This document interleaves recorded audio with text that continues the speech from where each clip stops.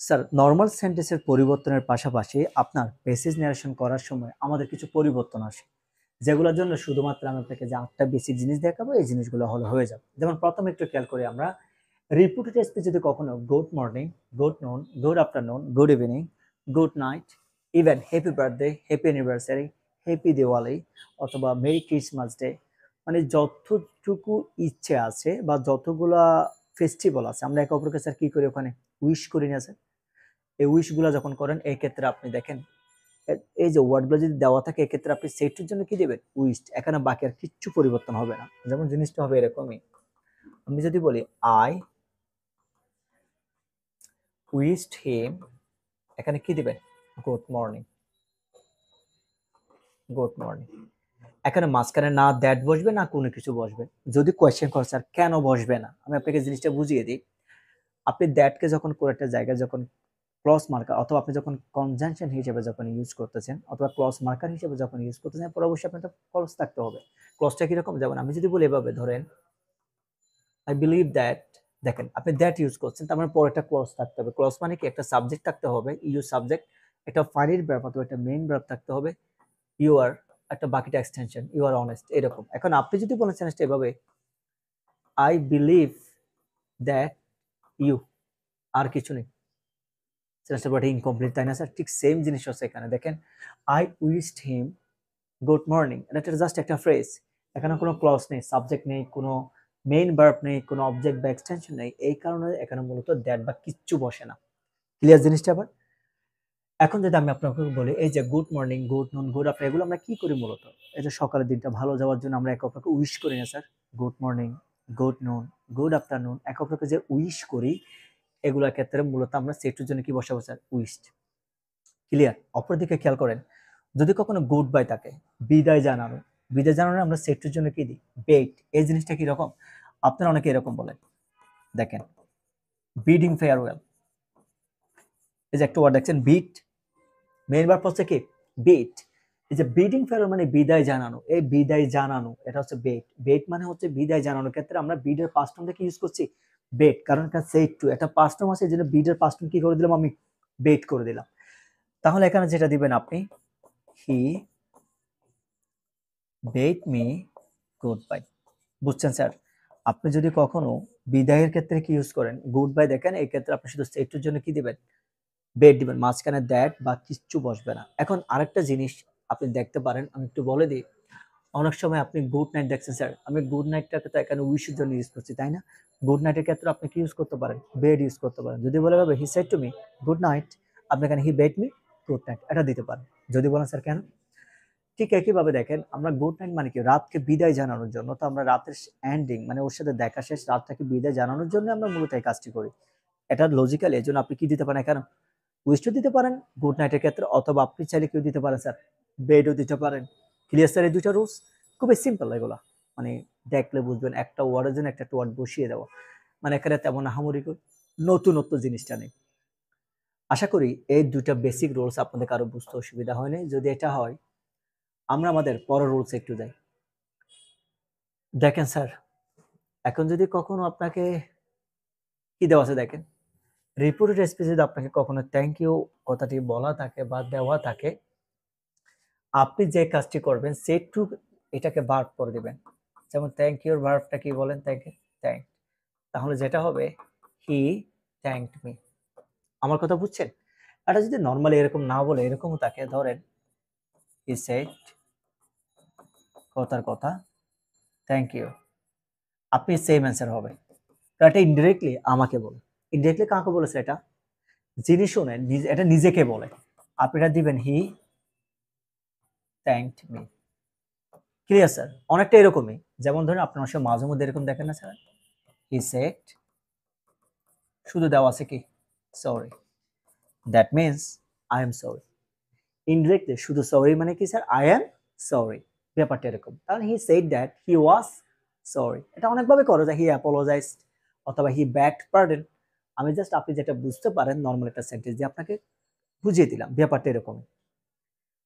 যদি এটা হয়ে যায় তার মানে আমরা কি করবো স্যার? সেটুর জন্য কি করবো? থ্যাংক ওয়ার্ডটাকে ভার্ব করে দেবো। এখন আমি যেটা আপনাকে দেখাচ্ছি এটা অনেকের ক্ষেত্রে ভুল হয়ে যায়। কারণটা কেন? আপনারা একটু এখানে টেকনিক্যালি জিনিসটাকে ইউজ করেন না। যেমন ধরেন রিপুটেড স্পিচে যদি কখনো by Allah, by God, by my life, by my lord থাকে, তাহলে আপনি কি দেখেন বাই আল্লাহ মানে কি? সোয়ারিং বাই আল্লাহ মানে আল্লাহর নামে শপথ কাটা বা শপথ করা। ভগবানের নামে কি করা? শপথ করা। জীবনের কসম, ভালোবাসার কসম, সৃষ্টিকর্তার কসম। বুঝছেন? এই যে সোয়ারিং বাই আল্লাহ। এখন আমি যদি আপনাকে বলি, নিচে দেখেন by Allah he replied I will not leave this house. এটা করার সুযোগ এটা কি দেখেন? মনে করেন বাই আল্লাহটা নেই। যদি বাই আল্লাহটা না থাকতো আপনি কি করতেন বলেন? হি আছে না স্যার? আপনি এরকম করতেন না? হি, মনে করেন এটা নেই। এটা নরমাল অ্যাসাইড যেখানে সাবজেক্ট দিয়ে শুরু হয়েছে। মনে করেন আপনার জন্য কি নেই? বাই আল্লাহ ওয়ার্ডটা আপনার দেওয়াই নেই। এটা নেই, বাদ দেন আপনি। নরমাল নিয়মে করেন আপনি। হি রিপ্লাইড ইনভার্টার কোন আপনি কি দেন? অ্যাসাইটিভ বলে দ্যাট। দ্বিতীয় নম্বর কাজ, এক নম্বর তো ভার্ব দিলেন, দ্বিতীয় নম্বর কাজ দ্যাট দিলেন, তৃতীয় নম্বর কাজ টেন্স ও পার্সনের পরিবর্তন। তাহলে আই মানে কে দেখেন? হি ফার্স্ট পার্সন, হি বসান। উইল নটের জন্য আপনি উইলের করলে কি হয়? উড নট এভাবে রাখেন আপনি। এটা মনে রাখেন, এটা আপনার কমন টেকনিক দিয়ে। Leave then. দিস থাকলে কি হয় আপনার? দ্যাট হাউস, এরকমই হয়। ব্যাপারটা দেখেন, ধরেন আপনার যদি কখনো বাই আল্লাহ যদি নাই থাকে, বাই আল্লাহ যদি না থাকে আপনি নরমালি কি করতেন? He replied that he would not leave that house. Normal sentence, এটাই তো। ছোট্ট পার্থক্যটা কোন জায়গায় জানেন? আমি আপনাকে আবার দেখাই। এখানে শুধু এডিশনালি বাই আল্লাহর জন্য আপনি একটু কি নিয়ে আসবেন দেখেন তো স্যার, এই জিনিসটা সোয়ারিং বাই আল্লাহ, এই জিনিসটা সেন্টেন্সের শুরুতে নিয়ে আসবেন। আর কিচ্ছু নেই, শুধুমাত্র আপনি বাই আল্লাহর জন্য সোয়ারিং বাই আল্লাহটাকে সামনে নিয়ে আসছেন, বাকিটা বরাবর অ্যাসাইটিভের মতো। এখন আপনার মাইন্ডে কোয়েশ্চেন থাকতে পারে, স্যার যদি বাই আল্লাহ মাঝখানে থাকে? হি রিপ্লাইড, ধরুন সেন্টেন্স আপনাকে দেওয়া হয়েছে এরকমই, হি সেড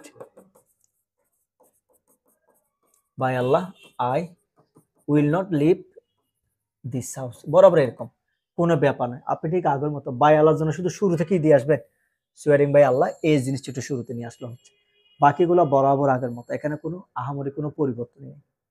আমরা টেকনিক কি শিখলাম আমরা? এই যে অংশটা এডিশনাল থাকে না স্যার, এটাকে সবসময় আপনি সামনে দিয়ে একটু আলাদা করে ফেলবেন, বাকিটা আগের নিয়ম অনুসারে যেরকম থাকবে আপনি অ্যাজ ইউজুয়াল এটাকে বসিয়ে দিবেন। এটা খুবই ট্রিকি, অনেকে বলে এটা খুবই কঠিন, একদম নয়। আপনি জাস্ট কি নোটটাকে একটু খেয়াল করে দেখেন, আপনি এডিশনাল যে অংশটা থাকতেছে শুধু এই অংশটার জন্য যতটুকু দরকার আপনারা সামনে প্লেস করতেছেন, দ্যাটস অল। এখানে আর কোনো কিছু নতুন নেই। যদি আপনার রুলস 4টা হয়ে যায়, আমরা এই ক্ষেত্রে আমাদের পরের রুলস একটু গিয়ে যাই। 5 কি বলছে দেখেন, রিপোর্টেড স্পিচ যদি কখনো স্যার বলা থাকে, রাইট, আপনি কি বলবেন তার পরিবর্তে রেসপেক্টফুলি। স্যার এটাকে আপনি অনেকভাবে করতে পারেন, এটা শুধু একভাবে নয় অনেকভাবে করতে পারেন। আমি প্রথমে একভাবে বলছি, দেন আমি বাকিটা দেখিয়ে দিচ্ছি আপনাকে। এখন আপনি যে কাজটি করতেন, ধরেন এটাকে আপনি যদি নর্মাল নিয়মে করতেন, ধরেন স্যার নেই, কথার কথা আপনার কি নেই? স্যার দেওয়া নেই। স্যার দেওয়া না থাকলে আপনি কি করতেন বলেন? সি বসাতেন। সেট টুর জন্য অ্যাসার্টিভের নিয়ম অনুসারে আপনি কি দিতেন? টোল দিতেন, মি বসাতেন, এরকম বসাতেন, তাই না? ইনভার্টার কোনটা দিয়ে কি বসাতেন আপনি? That, right. আই মানে ফার্স্ট পার্সন, কি বসাতেন? সি। যেহেতু এটা সাবজেক্ট দিয়ে শুরু হয়েছে, এটা আপনার জন্য অ্যাসার্টিভ, এটা তার বলতে হচ্ছে না যেহেতু আগে আমরা করাইছি। তাহলে অ্যাসার্টিভের নিয়ম অনুসারে সেট টুর জন্য টোল, তিনটা জিনিস মনে রাখতে বলেছিলাম। ইনভার্টার কোনটা দিয়ে দ্যাট, 3 নাম্বার কাজ টেন্স ও পার্সনের পরিবর্তন। আই মানে ফার্স্ট পার্সন সি, আপনি সি কে বসায় দেন। প্রেজেন্ট ইনডিফিনিট টেন্স পরিবর্তন করলে কি হয়? Past indefinite tense, she needed. Your মানে সেকেন্ড পার্সন দ্বিতীয় জনকে ফলো করে।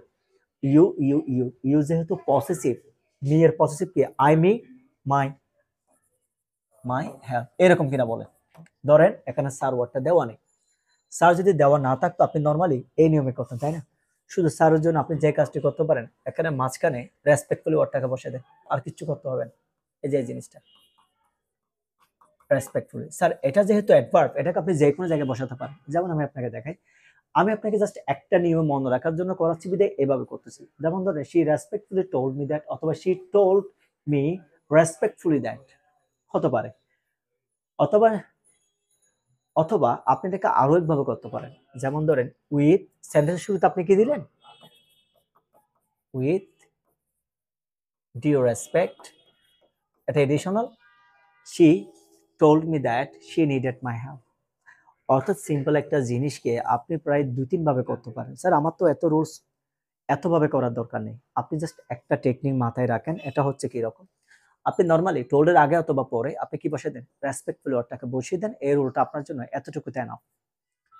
বুঝা গেছে স্যার টেকনিকটা? যদি এটা হয়ে যায়, এবার একটু আমরা পরেরটাতে দেখি। এখন যদি স্যার আমরা একটু খেয়াল করে দেখেন, যদি আমরা রুল 6 এ যাই, এখানে বলছে কিরকম? আপনার রিপোর্টেড স্পিচ যদি কখনো ইয়েস বা ওকে থাকে, অথবা যদি কখনো কি থাকে? নো থাকে, এক্ষেত্রে আপনি কি করবেন? ইয়েস বা ওকের জন্য রিপ্লাই ইন দা আপনি রিপ্লাই ইন দা কি ইউজ করবেন স্যার? অ্যাফার্মেটিভ, অথবা কি ইউজ করবেন আপনি? পজিটিভ ইউজ করবেন। অপরদিকে যদি আমি কখনো নো দেখেন, এক্ষেত্রে আপনি রিপ্লাই ইন দা কি ইউজ করবেন স্যার? নেগেটিভ ইউজ করবেন। এখন প্রথম সেন্টেন্সে একটু আমরা গিয়ে দেখি। এখানে বলা হলো কিরকম দেখেন? He said yes I have done my work. এখন তাহলে এখন আপনার প্রথম কাজ যেটা হয়, ধরেন এটা একটা আপনার জন্য অ্যাসার্টিভ সেন্টেন্স। এক্ষেত্রে আপনি কি করতেন বলেন? যদি ইয়েসটা না থাকতো, আপনি নরমালি শুধু সেড থাকলে আপনি কি করতেন? হি সেড দিতেন, এরকম করতেন, এই তো। তারপরে ইনভার্টেড কোডে আপনি কি করতেন? দ্যাট দিতেন। কিন্তু এখন আপনি যেটা করবেন,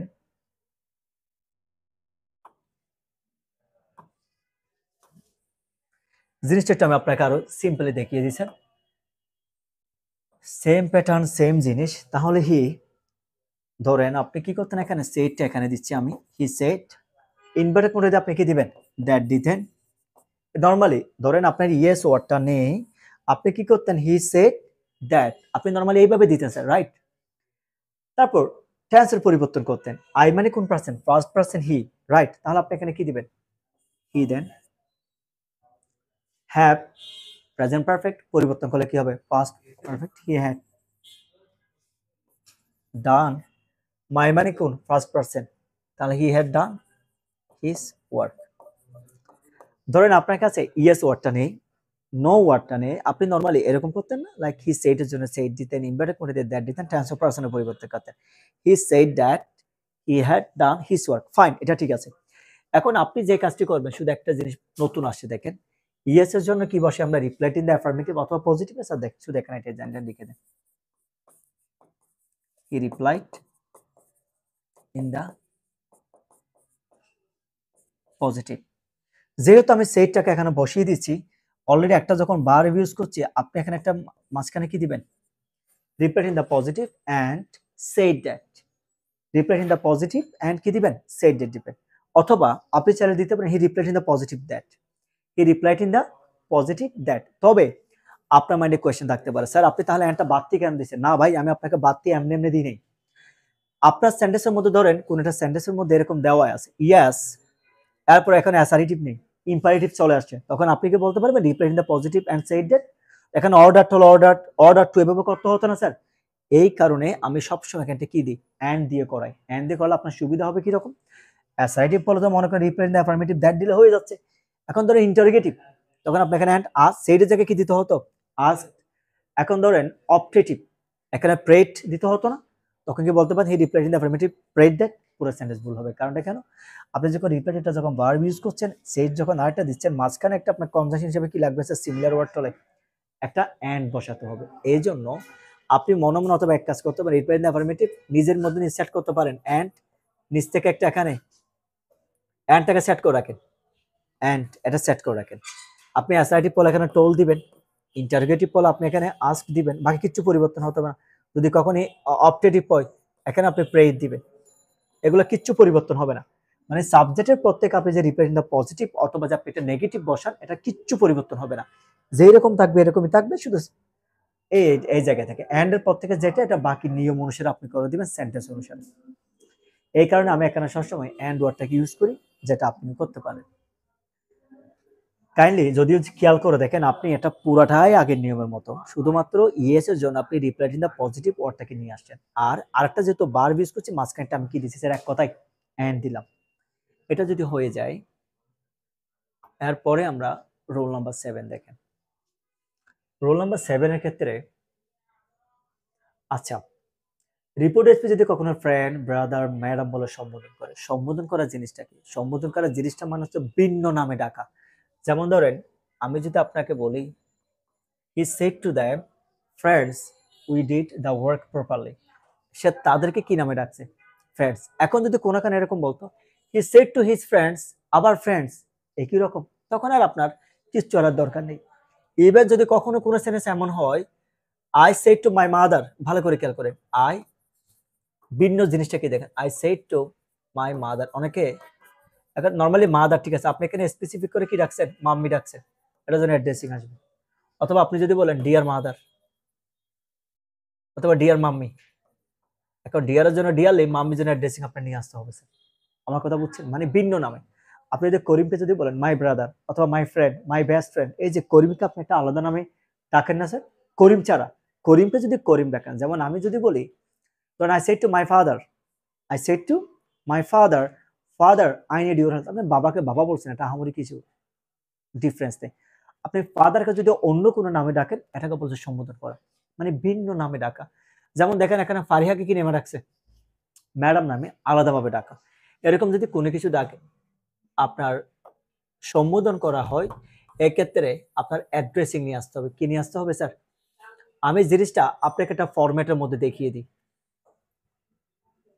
আমি জিনিসটা ধরেন এরকম যদি কোনো কিছু থাকে, আপনি যে কাজটি করবেন না, এরকম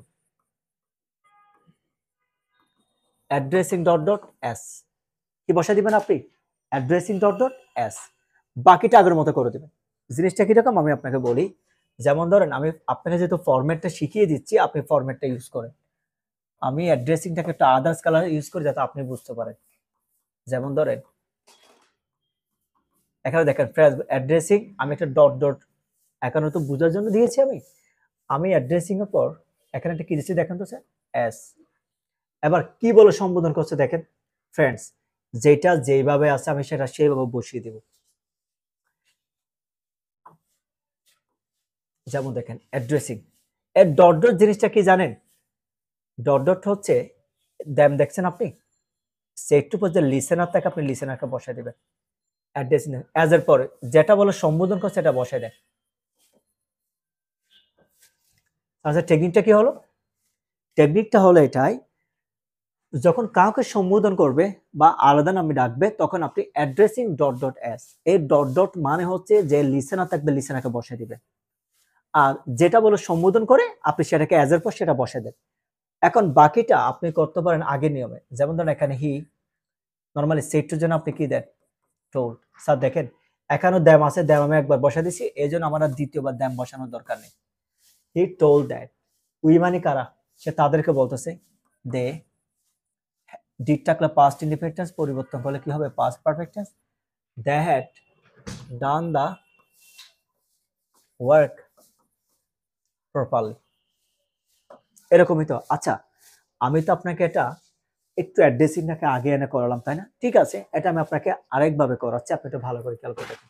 আপনার জন্য কোনটা ইজি লাগেছে আমি জানি না, বাট আশা করি আপনি একটা না হয় একটা নিয়ম আপনি উপকৃত হবেন। যেমন ধরেন আমি আবার করিম সেড টু ফারিহা ম্যাডাম, করিম ফারিহাকে কি নামে ডাকলো, ম্যাডাম নামে ডাকতো। তো কারণ ঠিক আগের মতো আমি যে কাজটি করতে পারি, প্রথম ভাবলাম মেসেজ প্যাকেটটা আগে দেখিয়ে দিই, তারপর ভাবলাম না, আমি আপনাকে ঠিক এক নিয়মে করাচ্ছি, বাদ দেন। দেখেন আপনি অ্যাড্রেসিং বসান, অ্যাজ বসাই দেন, বসাই দিলাম। এবার আমরা ফরম্যাট বসানোর পর সবগুলো এবার আগের মতো দিই। কে কাকে, ফারিহা, দেখেন নাম থাকলে নাম, প্রনাউন থাকলে প্রনাউন, এটা আপনি অনেকভাবে করতে পারেন, আমি আগে আপনাকে একটা নিয়মে দেখাই। অ্যাড্রেসিং ফারিহা অ্যাজ এর পর কি নামে তাকে সম্বোধন করে সেটা বসায় দিবেন, স্পিকারকে, বাকিটা আগের মতো। দেখেন সামনে যে অংশটা আছে এটা যদি না থাকে, বাকিটা আগের মতো। করিম চোর, স্যার দেখেন ফারিহা, যেহেতু ফারিহা বসিয়ে দিয়েছে, আমি এখানে আর ফারিহা বসাবো না, করিম টোল্ড হার দ্যাট।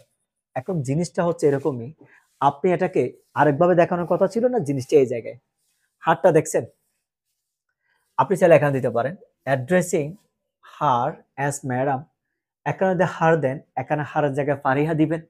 আবার যেহেতু আমি এখানে হার দিয়েছি, এখানে কি দিলাম, ফারিহা দিলাম। মানে অর্থাৎ নাউনটাকে যদি এখানে ইউজ করেন, এখানে প্রনাউন ইউজ করবেন, প্রনাউনের অবজেক্ট ফর্ম ইউজ করবেন। আর যদি নাউনটাকে এখানে ইউজ করেন, এখানে সবসময় লিসেনারে প্রনাউনের অবজেক্ট ফর্ম ইউজ করবেন। যেমন addressing her as madam Karim told Fariha that, এটাও হবে। আপনার ইচ্ছে, আপনার জন্য যেটা ভালো লাগে আপনি এটাই মাথায় রাখেন। এখানে শুধু মনে রাখতে হবে আপনার কি জানেন, এটা সবসময় সেন্টেন্সের শুরুতে বসবে, সবসময় সেন্টেন্সের কোথায় বসবে, শুরুতে বসবে। আপনি আরেকটা জিনিস দেখেন এখানে,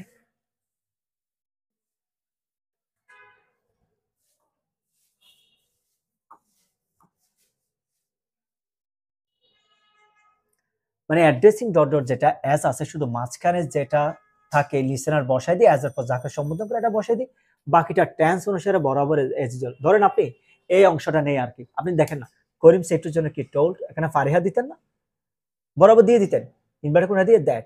আই মানে first person Karim, he need present infinite পরিবর্তন করে হি নিডেড, ইউর মানে সেকেন্ড পারসন মানে ফারিহা, ইউর পসেসিভ হার মানে হচ্ছে কার, ফারিহার, হেল্প। অর্থাৎ যদি কখনো ম্যাডামটা না থাকতো এটা আপনি নর্মাল অ্যাসাইটিভ নিয়মে করতেন, এটা পরিপূর্ণ স্যার একই রকম, শুধু একটা পার্থক্য কি জানেন, আলাদা বলে সম্বোধন করার কারণে আপনি অ্যাড্রেসিং ডট ডট কি ইউজ করছেন, অ্যাস। বেসিক ডিফারেন্স জাস্ট এই একটা জায়গায়। আশা করি এটা দেখ কারো কোনো সমস্যা ইনশাআল্লাহ থাকবে না। যদি এটা হয়ে যায়, এবার আমরা এখানে খেয়াল করেন, যদি কখনো রিপিটেড স্পিচটা মাস্ট থাকলে তার পরিবর্তে have to, has to, had to. Sir দেখেন এখানে সবসময় আপনার কি হবে, হ্যাড টু। কারণটা কেন দেখেন, এখানে সেট টু অলরেডি পাস্ট টেন্সে আছে, সেট টু অলরেডি কোন টেন্সে আছে, পাস্ট টেন্সে আছে। যেহেতু রিপোর্টিং বা পাস্ট টেন্স সেহেতু হ্যাড টু হবে, রিপোর্টিং যদি কখনো প্রেজেন্ট টেন্স থাকে তখন হ্যাভ টু, হ্যাজ টু হয়। আর আপনার প্রেজেন্টেশন ইউজুয়ালি এরকম থাকে না, এডমিশনের ক্ষেত্রে সেন্টেন্স নারেশন যখন দিবে তখন থাকবে। যেমন আমি যদি বলি এভাবে, ধরেন কোন একটা কারণে he says I must do it, দেখেন এখানে সেজটা প্রেজেন্ট টেন্স, তাই না? তখন আপনি যেটা করতেন, হি সেজ দ্যাট, আই মানে কে, হি। এখন মাস্টের জন্য হি যেহেতু থার্ড পারসন সিঙ্গুলার নাম্বার, আপনি তার হ্যাভ টু, হ্যাজ টু দিবেন না, যেহেতু এটা present tense.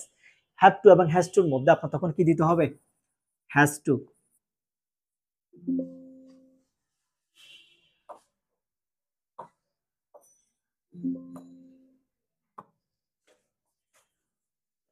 He has to do it. বুঝা গেছে? আপনি হ্যাভ টু এবং হ্যাজ টু ইউজ করেন রিপিটের মধ্যে প্রেজেন্ট টেন্স হয়। আর এখানে যেহেতু পাস্ট টেন্স, সবসময় আপনি কি ইউজ করবেন স্যার, প্রেজেন্টেশনে কখনো প্রেজেন্ট ফর্ম থাকবে না, আপনি সবসময় হ্যাড টু ইউজ করবেন।